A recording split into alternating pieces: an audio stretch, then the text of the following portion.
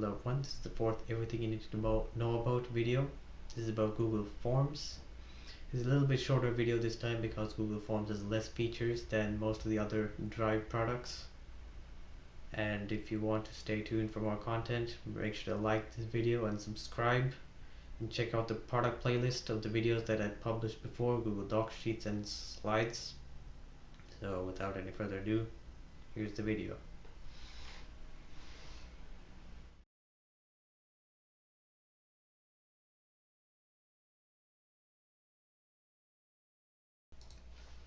So we're starting here with Google, as you can see. So we're going over here to Google Forms. So Forms Google. Over here is Google Forms, and start here. Google Forms sign in. This is user 0. So I'm just gonna go over here to my personal account and just waiting for it to load.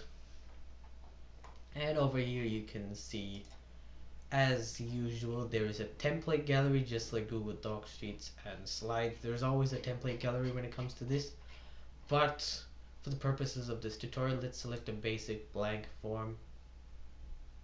And over here is your untitled form. Let's give it a title. So tutorial form. Over here, tutorial form, that's your form description. You can just type anything you want. Over here you'd start default with one question.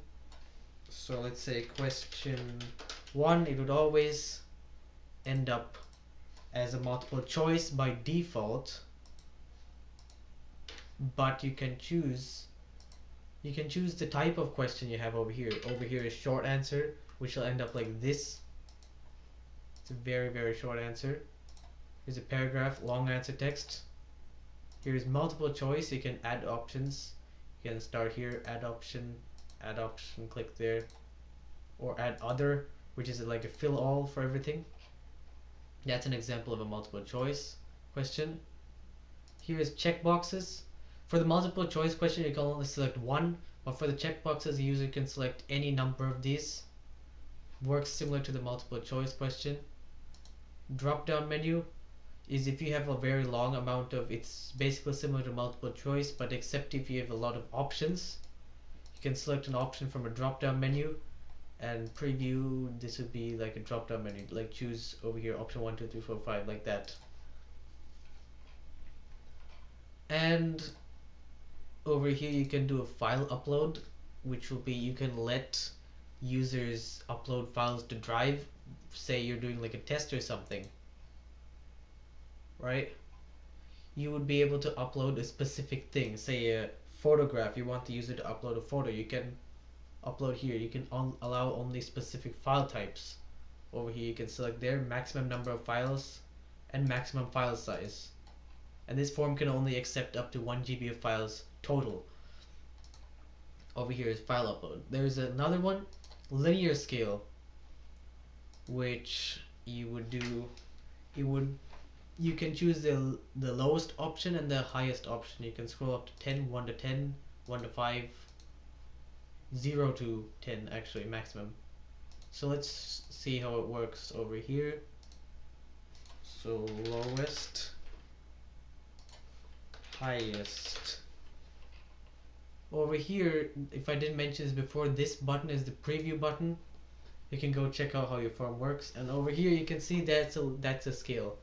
1 2 3 4 5 6 7. You can rank it like 1 to 10 scale, 1 to 5 scale, whatever you want to choose. That's the maximum bound, that's the lowest bound. Linear scale. Here's a multiple choice grid, which I'm not sure is going to be very useful in most cases, but let me show you how it works. Column 1, column 2, row 1, row 2.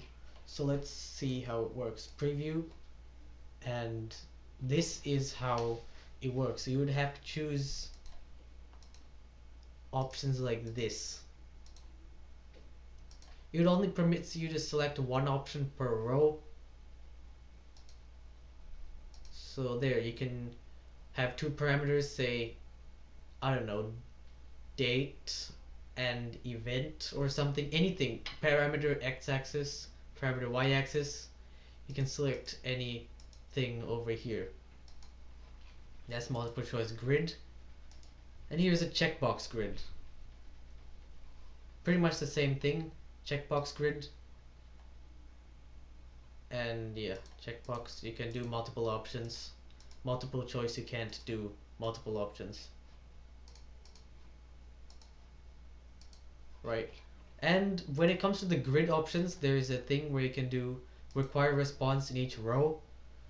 So if you don't click this, the user is not mandated to select an option in each row, but if you click this, they have to select at least one option for each row, as you saw. Same thing for the checkbox grid. And yeah, that's pretty much it. Over here you can, this the last two options, date and time. If you want date and time input for the user, from the user, you can go over here, preview, MMDDYY. It asks you for a specific day if you're asking the birthday or maybe times, dates for whatever reason. Same thing here with time.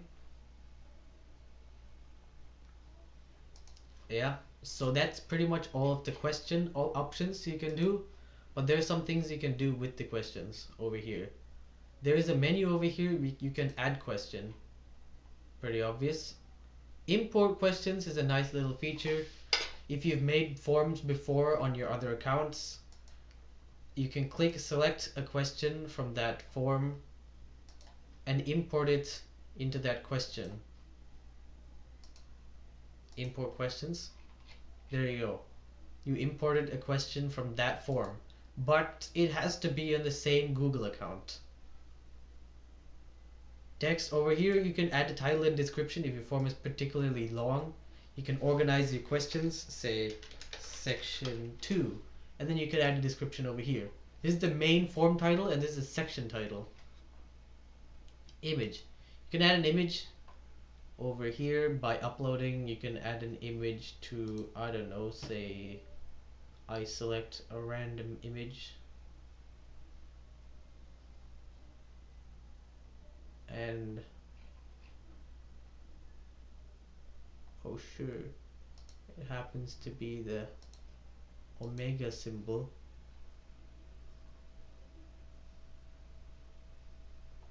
And over here you could, that's it. You would add the image description, image title, so you could add an image directly into the form. Same thing with add video, except it's YouTube or YouTube URL. It has to be from YouTube, not any other type of video. Here you can add section. You can divide your form up into sections, which is a pretty nice feature.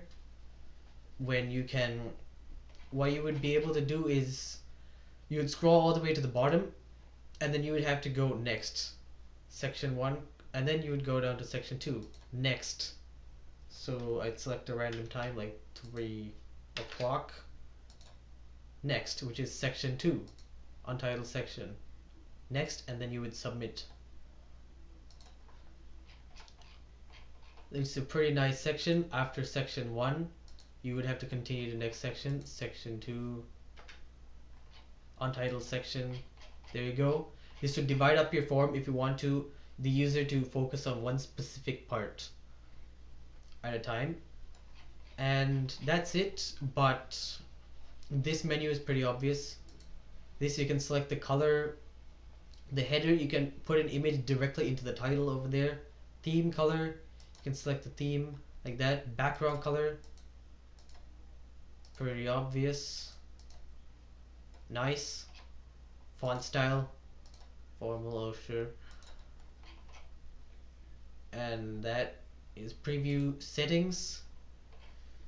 Which is nice is you can require sign in from Google. You can edit after you submit. See summary charts, it controls that. Presentation, you would show the progress bar, randomly shuffle question order if it's a multiple choice quiz or something.